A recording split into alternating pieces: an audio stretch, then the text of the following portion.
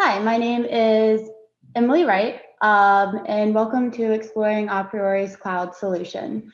I'm an expert services consultant at aPriori, and I'm joined by Aaron Galloway, who's a technical consultant. Okay, so with that being said, let's start the presentation. So to start with, I'll walk you through what we're going to cover today. First, I'm going to give you a brief overview of the cloud. Some of this might be a bit repetitive for any of you who attended Karsten's session earlier today, but I wanted to make sure we covered it quickly for those of you who did not attend that session. Next, we'll discuss the ease of access and maintenance that's offered by the cloud solution. Then we'll go into the enhanced collaboration that's available on the cloud and walk through the different workflows that would be utilized by the different user roles. And then lastly, we'll go into the process used to transition customers from the on-premise installation to the cloud to give you a better idea of what would be involved there. So as I mentioned, we're going to start off with a brief introduction to the cloud. To start off with, I just want to pose a few questions. Does your company have a global costing team? Does your company have employees working remotely? Would you like to always have access to the most recent version of aPriori? Does your IT team not always assist with software updates as quickly as you would like? If you answered yes to any of these questions, aPriori's cloud offering would be a great solution for your company to address these issues and more, especially given the current climate and the increased remote work that nearly every company has been forced to embrace. So what is our cloud offering?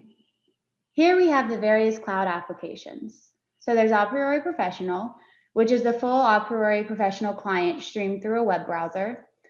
This client offers all of the functionality available with an on-premise installation, but it's provided through a cloud-based application streaming service. And then we have Cost Insight Report, which is a web-based reporting and analytics application. This offers all of the functionality currently available with an on-premise installation, which includes pre-built out-of-the-box reports, ad hoc views that can be created by users to visualize aPriori data, custom reports that can be defined by advanced users, and then lastly, configurable dashboard views that compile information from a collection of reports or ad hoc views. So while these two applications offer the same functionality that's available on-premise, the cloud also offers additional applications that are not available to our on-premise customers. We have Cost Insight Design, which is a role-based web application for design engineers. It's a simplified, streamlined application created specifically for design engineers. It's user-friendly, easy-to-learn interface that showcases the functionality that is most impactful for design engineers, and it enables collaboration into design to cost review. Similarly, we're in the process of developing Cost Insight Source, which is a role-based web application for sourcing professionals. Barton Finney actually provided a sneak peek of this functionality in a session earlier today if you missed it and would like to go back and watch that recording. And then lastly, we have Cost Insight Generate. This is an automated and collaborative cloud-based solution that integrates with an organization's PLM system. It provides the ability to rapidly validate product designs through automated workflows and alerts. This application is one of our newest offerings and will be covered in many of our sessions during the conference. So now that I've given you an overview of the cloud, I want to touch on the ease of access and maintenance offered by our cloud solution. The ease of access comes from the fact that the cloud allows you to access the full suite of aPriori tools through a web browser anywhere at any time. Our cloud platform is hosted by Amazon Web Services, and we follow the best practices in secure AWS architecture. We're also SOC 2 Level 2 compliant, which is something that many of your IT teams may look for. And then furthermore, if you're interested in transitioning to the cloud, we can work with your IT security team to make sure all their additional cloud security questions get answered. So in addition to being able to access aPriori through a web browser, with our newest release, we have added additional functionality to expand usability and make it easier to access all the aPriori applications. So as shown on the right of this slide, we now offer a cloud homepage that allows users to access all their aPriori applications from the same place. So now, in addition to the ease of access, the cloud also offers less maintenance than an on-premise installation, which means less resources and time from your company. This means less pressure and reliance on your IT team, as well as on your internal IT infrastructure. Since our cloud solution is offered as a software as a service, it's fully managed by us, meaning we take on much of the maintenance and management that was previously required by your IT team. And this also means less administration by the business lead. So then, in addition to this reduced resource requirement, the cloud also offers benefits for the users due to it being structured as a software as service. It allows for faster upgrades as your IT team is no longer required to lead this effort. It ensures that users always have access to the most up-to-date software with the latest features. And then also it enables faster onboarding and user adoption due to the decreased deployment time. So that's a summary of the high-level benefits offered. And now I want to get into the enhanced collaboration that is possible when utilizing the cloud solution. So the cloud solution makes collaboration between different users and teams easy and efficient. It allows teams to design out manufacturability issues early in the process to avoid downstream delays and cost with suppliers. It enables design teams to leverage cost engineering and sourcing expertise with scenario level feedback. As shown in the diagram on this slide, the cloud offers role-based cost insight for the different members of your team. We offer tailored views and applications for various roles. So now we'll take a closer look at each role and how they can interact with the solution. However, before we get into that, I just wanted to make a quick note about Cost Insight Generate. As I mentioned earlier, Cost Insight Generate is our newest offering that allows for automated workflow by integrating with a PLM system. This is a powerful tool that allows for rapid validation of product designs. This innovative solution is detailed in many of our other sessions. So for this session, I'm going to walk through the workflow, assuming that your organization does not have Cost Insight Generate. But if they did, the process we're about to review would still hold true, just some of the aspects would be automated. So that being said, let's start with the workflow for a design engineer. We'll walk through the efficient workflow offered by the cloud for a design engineer who needs to review a part for design to cost and design for manufacturability issues. They can utilize this feedback to refine their design and compare design alternatives before passing it along to a cost engineer. So as you can see on the screen here, they would start in our cloud homepage, and from there, they would be able to launch Cost Insight Design.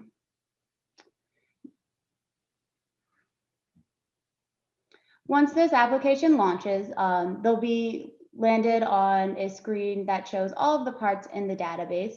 But since they want to pull in a new part, they'll go in the upper left and select New Component. Here they can pull in a file directly from their local computer and go ahead and select OK to import that into aPriori. Once they have it open here, they'll just need to go through the inputs on the left to select the proper inputs. So process group, BPE, volume, and then also selecting the material to make sure that's correct.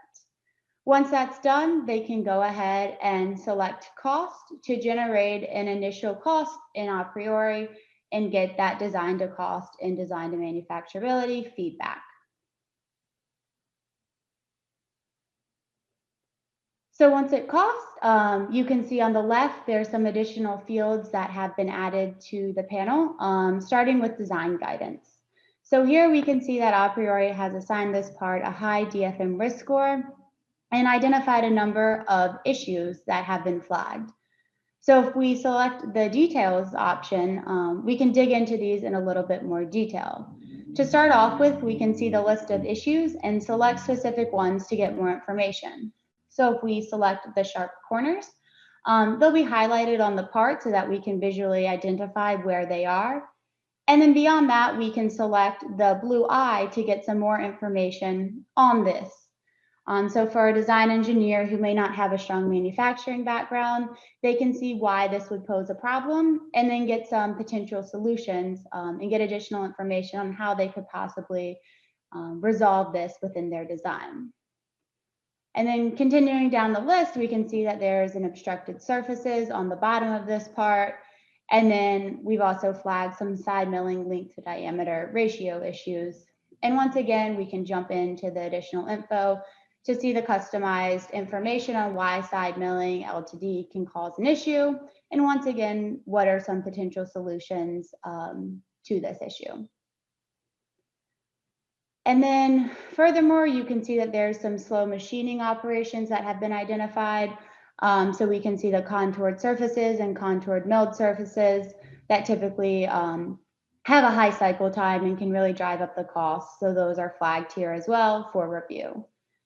And then beyond that, we can move to the investigation tab. So this is where we can look into some other categories that might not be immediate issues, but opportunities for redesign to drive costs down. So for example, we can look at all of the holes on the part and see if any of them have similar diameters and see if we could possibly change the diameter of a few to have less total diameters and therefore less tools required to manufacture the part. Or we could look into the cycle time and see which features are driving the cycle time and really focus our redesign efforts there. So there's a lot of different information here that we can dig through. And once we do that and really get a feel for what we want to change, we would then go back and redesign the part. So once we've done that work, we can come back and reload our new design into aPriori. So once again, we can just pull that in from our local computer and we'll update the scenario name so that we have both scenarios within aPriori.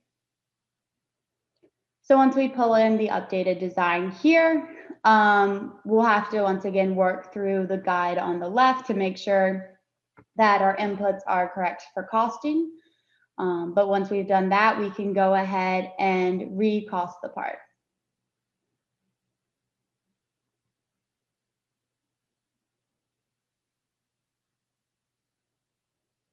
So once that's complete, we'll see that we have those additional panels again, and aPriori has changed this from a high DFM risk to a low DFM risk. And then additionally, the number of issues has significantly decreased. So if we pop out that details panel again, we'll see that most of the identified issues are gone, and there's still just a few items, such as a contoured surface that we had to leave due to the functionality of the part. It was required, but we've significantly reduced the number of issues.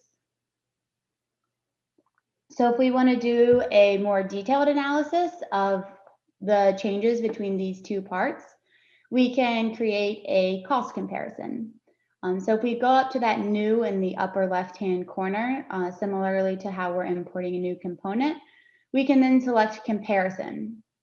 And this will allow us to create a cost comparison. So we just have to give it a name, and we'll be opened into a blank comparison, at which point we just need to go in and select the specific parts that we want to import into the comparison. So we'll select our two designs, and then we'll see how these two parts compare. So we can see the design comparison. It went from high to low, and it went from 41 issues to 7.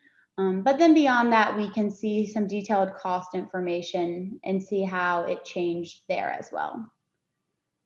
So once we're confident in our final design, and we know that this is the one that we want to move forward with, we can click back into it and go ahead and publish this so that the others in our organization can see this design. So we'll go ahead and set some of the parameters as we're publishing it. So we'll set our status to analysis, we'll set our cost maturity to initial, and then we'll assign it to Matt Roy, who's the cost engineer that's going to take a look at this part. So then at that point, we can save it and publish it, and our initial workflow as a design engineer is completed. And the part can now be passed on to the cost engineer for further refinement. So we'll now look at the workflow for a cost engineer. They'll utilize aPriori Professional as it offers the necessary refinement capabilities and detailed cost breakdowns. And before we begin, I also wanted to note that the workflow for a sourcing professional would be very similar to the one we're about to walk through due to the similar capability requirements. But as you can see, we'll start from the cloud home again. And as I mentioned, we'll jump into aPriori Professional.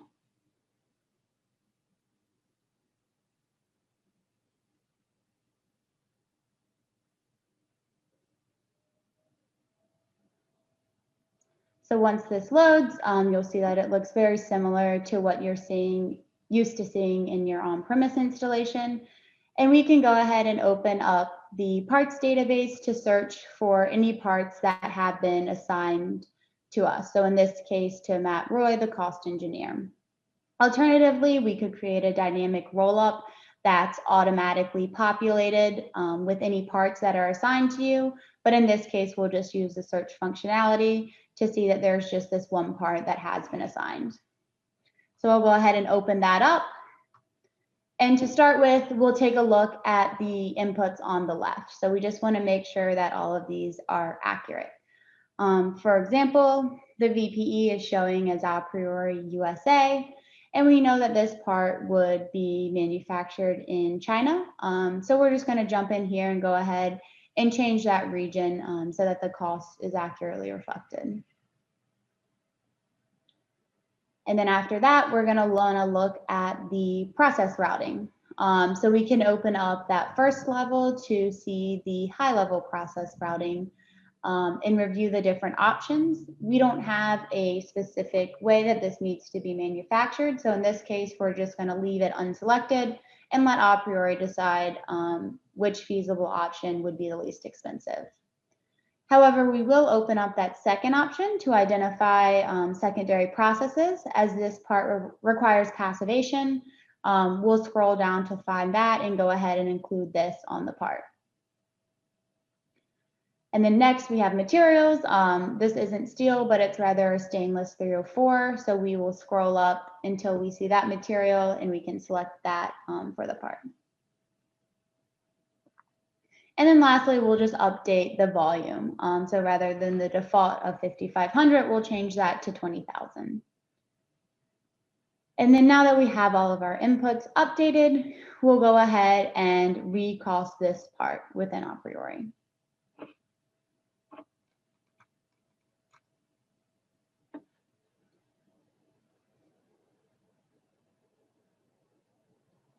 So once that has completed, we'll start off in the validation tab. So just a few items we'll want to look through here. We'll look at the routing that aPriori selected. Since we didn't specify a specific routing, we'll just want to check in on that. And we can see that it selected the 5-axis mill, and we could go ahead and open the routing selection window to see if any other routings were evaluated. But in this case, it looks like the 5-axis mill was the only feasible routing that was automatically evaluated. So we'll leave it here for now. And then beyond that, we'll just check if there were any uncosted GCDs. So were there any features that failed to cost? And in this case, there weren't, so we should be good to go. So next we'll move over to the part summary tab just to get a feel for this part, kind of some of the high level properties. So we can see the mass, the volume, characteristics like that. And then additionally, we can see to the right what stock aPriori has selected for this part and what the estimated utilization is. And then if we want to start to get into some of the cost information, we can see a high level breakdown by both category and process to get an initial feel for what the cost looks like. But to really get some more details on that, we'll want to jump over to the cost summary tab. So this will show us the actual cost for each different cost category. And you'll notice that it has the colored arrows on the left to indicate how it's changed from the previous costing. And then for certain categories, we can dig into more detail on the cost. So for example, the other direct cost, we could expand that to see the different subcategories that are used to calculate that cost and begin to get an idea of the different assumptions that aPriori is making. However, if we need a little bit more detail on that, we'd want to jump over to the part details tab. So this is really going to be where there's a lot of information that you can dig through to get to the bottom of any assumptions or calculations that you're trying to understand. So for example, we could look at the cycle time for each of the different machining processes. Or we could look at the SG&A percentage that's used for each process. As I said, there's really a ton of data here. There's also different settings and defaults that we can use to customize this table and make it so that when we log in, all of the information we want to see is included here, and we're not seeing any of the extra data that we don't have an interest in. But once we've dug through this table and we're feeling confident in the cost results and we've made all of the overrides and changes that we feel need to be made, we can then scroll down in the cost guide on the left to update the cost maturity and the status. So we'll take the status and we'll update it from analysis to waiting, and then we'll take the cost maturity from initial to medium. And then furthermore, we can go up to the top and select the Notes tab to add any additional information that we want to be available to anyone who's looking at this part. So in this case, we can note that the cost was reviewed and confirmed, and that the part is now ready for reporting. And then we can go ahead and save it. So once this part is saved, their workflow is pretty much complete. And now the part is ready for review by the relevant stakeholders or for quotation by the supplier, depending on the specific process flow that a part would follow in your organization. So for either external, for stakeholders, whether internal or external, or suppliers, aPriori provides a great interface to review the costing results. We'd recommend Cost Insight Design for this purpose, as the users can interact with the part and get a feel for the outputs without being presented with too much detail. So for external stakeholders and suppliers, they can either be granted limited access to your aPriori installation, or you can simply review the results in collaboration without them actually having to access the tool itself. So for the purposes of this demo, we'll assume they have access to aPriori.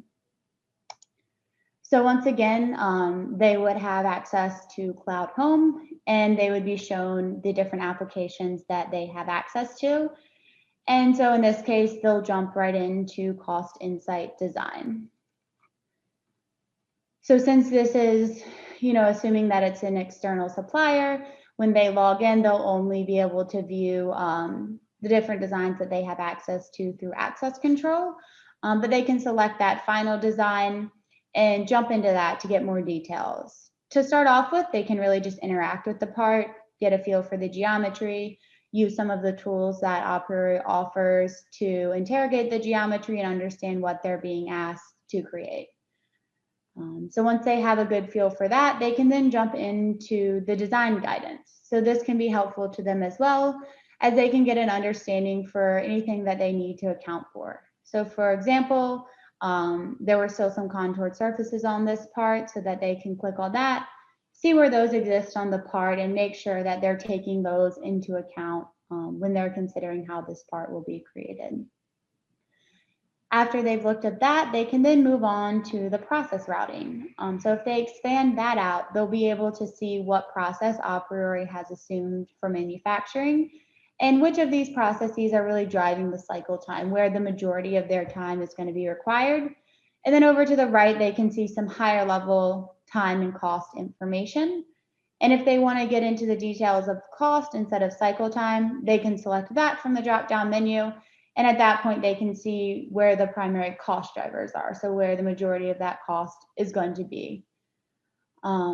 If they want to look even further into the costing results, they can move on to the details of that costing results tab. So this will give them a detailed breakdown of where the cost is by the different categories: material, labor, overhead, things like that. And then to the right, they can see that detailed chart similarly to what the cost engineer would see in the cost summary within aPro. So just understanding the different cost categories there. So once they've been able to dig into the part and see all of the different information provided by the part, they can then navigate up to the notes section, and they can add their own comments to this part. So just an update for whoever may come in and be curious on what the status of the part is. So for example, part reviewed by supplier, quote to be provided. And then once they save it and publish it, that information is available to anyone who has access to the part. So now that this part has been reviewed in detail by each relevant party, like we just walked through for the past 3 demos, we can take a step back to looking at this part as one of many parts for a specific project. So we'll consider this now from a team lead or managerial perspective. We'll jump into Cost Insight Report, which offers powerful analytics at a higher level. It will allow us to analyze specific part sets to identify outliers with manufacturability issues, as well as components for redesign or requote that have high cost impact.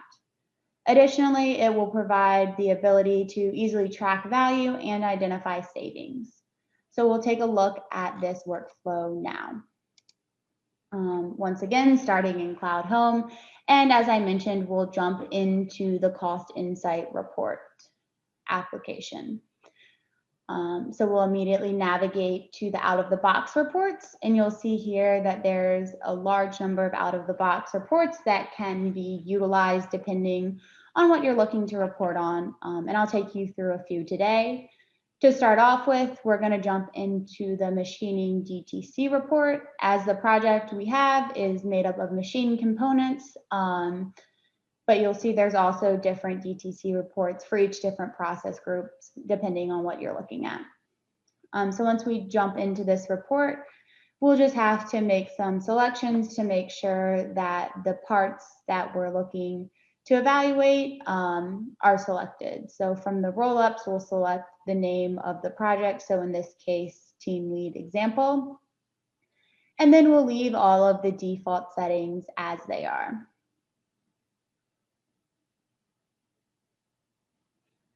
So once we generate this report, you'll see that all of the parts are represented on the graph as circles, and we're graphing the finished mass versus the fully burdened cost. So we have that line of best fit to show where the outliers are for those that fall above it. And then beyond that, we have color coding to show which ones have a high DTC score versus a low and medium. And then the bubble also represents the size of the annual spend for the part. So this makes sure that the parts that we are honing in on for possible redesign will have a high impact if we do pursue that. So this top bubble is a large annual spend and also a high DTC score. So that would be a great place to start. But then there's also a couple of other parts here that lie above that line and would definitely be a good place to look at. So if we want to get into the details a little bit more without diving into a specific part yet, we can select the comparisons option, and this report will pop up in a new tab. So we can see that for each category, all the parts are shown, and we can get a feel for the DTC issues for the project as a whole rather than on a part level. So we can see for the manufacturing issues, which issues are being seen across all of the parts and which parts have the highest number of issues where we may need to focus our efforts. To the right, we can see where there's slow operations. So we can see that that one part has a significant amount of contouring. This might be something we want to dive into deeper. And then in the bottom left, we can see where non-standard tools required. Is there a way to eliminate them to eliminate that additional cost? And then if there was any specialized finishing driven by tolerances, that would be on the right. So if we want to see this information in a little more detail, we can select the details, and here it's more of just a tabular format that has a lot of the same information and just breaks it down into a little bit more granularity. And then we can also dive one level deeper into a specific part if we're ready to hone in on one specific part at this time. We can just select it from the list on the left, and it'll pull up a report on that part with all of the basic information, and then give us the DTC information as well. So that's really the DTC report. And if we want to jump back to the out-of-the-box reports, we can take a look at the target cost value tracking, which can be really valuable if we're still, looking for redesign, but we do have that target cost within aPriori. because we can see where the current costs are lining up with that target cost. So we'll select that same roll up and click OK. And we'll see that this roll up is actually a subset of, has 3 different sub-projects under it. So if we hover over one, we can see the base cost. So what was that cost when we first put it into aPriori? The final cost, what is that cost now? And then what's the target cost? So this allows us to easily identify, have we hit that target cost, or is there still work to be done? And then the table just provides a little bit more detail on that, and also allows us to select a specific project to dive into deeper. So if this one was still above the target cost, we might want to come in and see which parts have the highest cost, as those would probably be the first place we'd want to look to redesign, because those are the ones that are, most significantly driving that cost up. And then once again, at the bottom here, we have the tables with additional detail and the option to dive into specific parts if we want to do that more granular analysis. However, since we already took a look at that, I'm actually going to jump back to the out-of-the-box reports and show you one more report that's similar to this, but also incorporates the quoted cost. So it's called Target and Quoted Cost Value Tracking. And we'll pull that up now with that same roll up. And you'll see that it looks pretty similar to the previous report, but this time it has the final cost, the quoted cost, and the target cost. So we can see, if we're really near the target cost, as we are in this case, is there an opportunity for renegotiation? Where does the quoted cost fall relative to those other costs?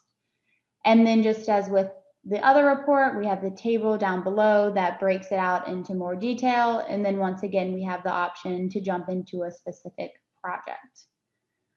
So we can see here that it breaks it down by the part level. It's going to show us the a priori cost versus the quoted cost, and then highlight that % difference. So, once again, if we are looking to dive into renegotiations, where do we start? Which part would be the best starting point?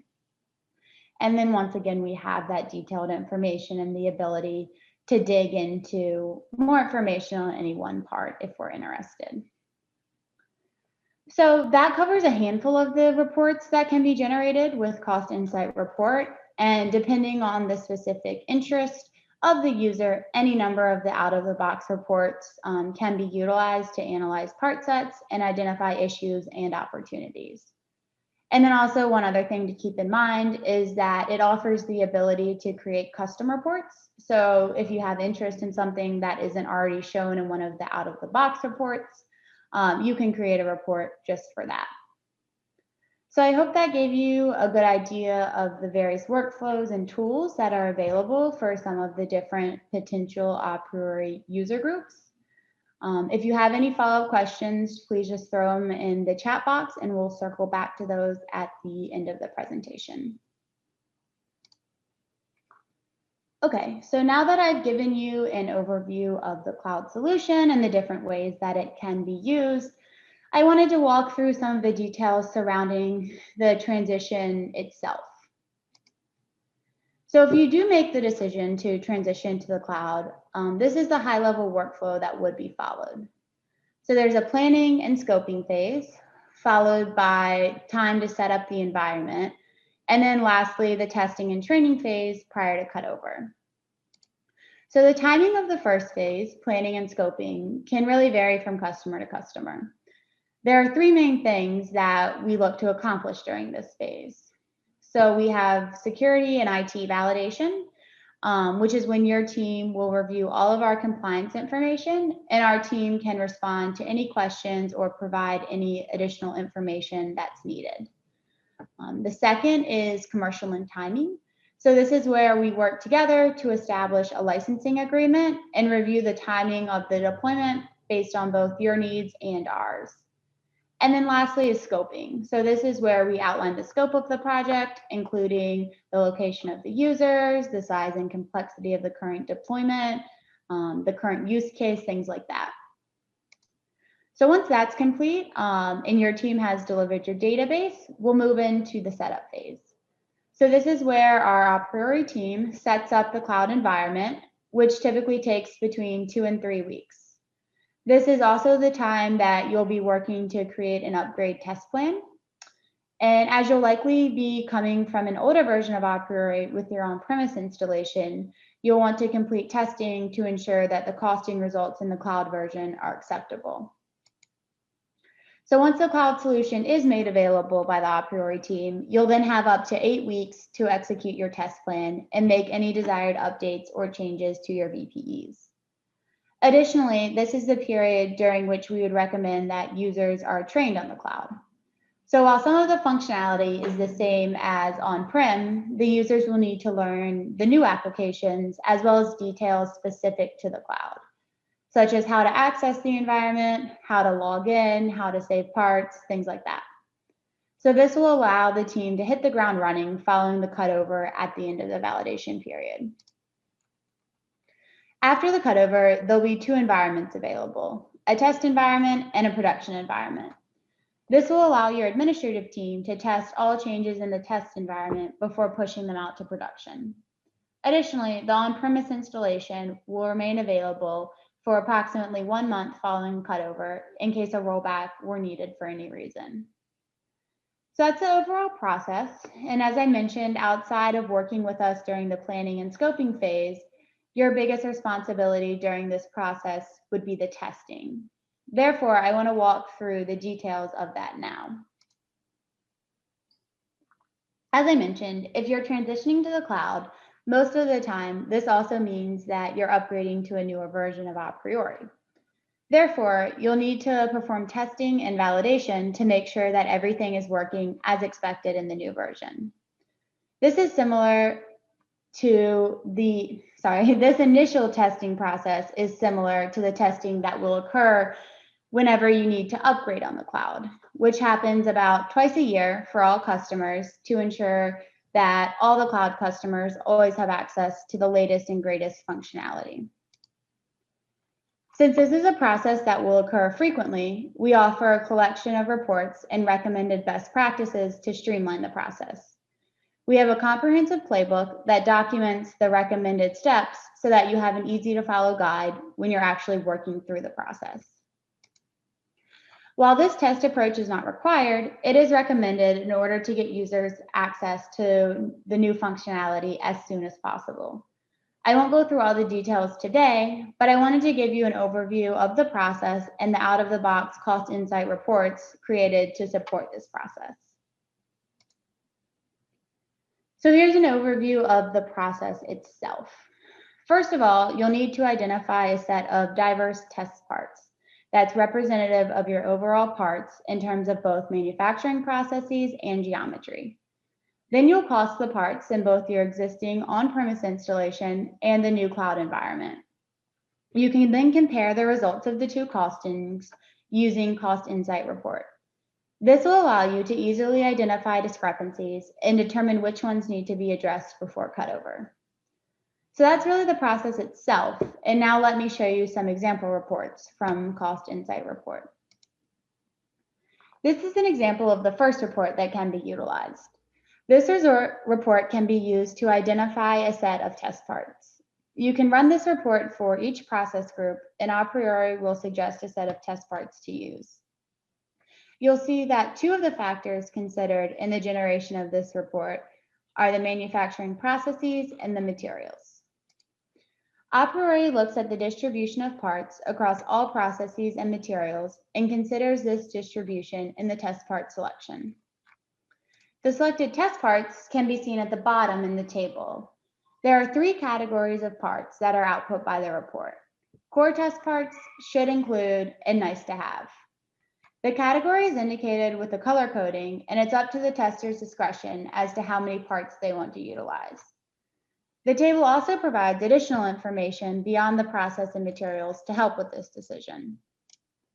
To the right, the report shows the characteristics of the selected test parts relative to all of the parts that have been costed in the process group.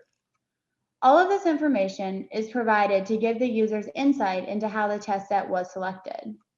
This would allow them to evaluate if they would like to utilize the test set exactly as recommended or to edit it slightly based on their own knowledge of the part set. Once they've reviewed this report and selected their test set, they can cost the parts and then move on to comparing the results. This report is an example of a report that allows you to compare the results of the costings. It shows 3 parts for simplicity, but would have larger part set when used in practice. So let me walk you through the different aspects of the report. First of all, we have the change summary graph. This provides an overall summary of the changes in the part set. It's a bar and whiskers graph, which if you aren't familiar with, there's a legend on the right that provides details on how it works. But basically, it can be used to give you an overall feel for, on average, which values change significantly from one version to the next and which remained pretty consistent. So once you review this graph, you'll want to jump into the details of the individual parts. The table at the bottom shows the changes broken down by each specific part. For example, if we look at the last row, we can see that there was a slight increase in most categories. However, there was a decrease in the material costs. This summary view allows us to identify trends across all of the parts and then dig into further details on certain ones to identify the root cause. For example, we can see that the material costs consistently decreased by about 10% across all parts.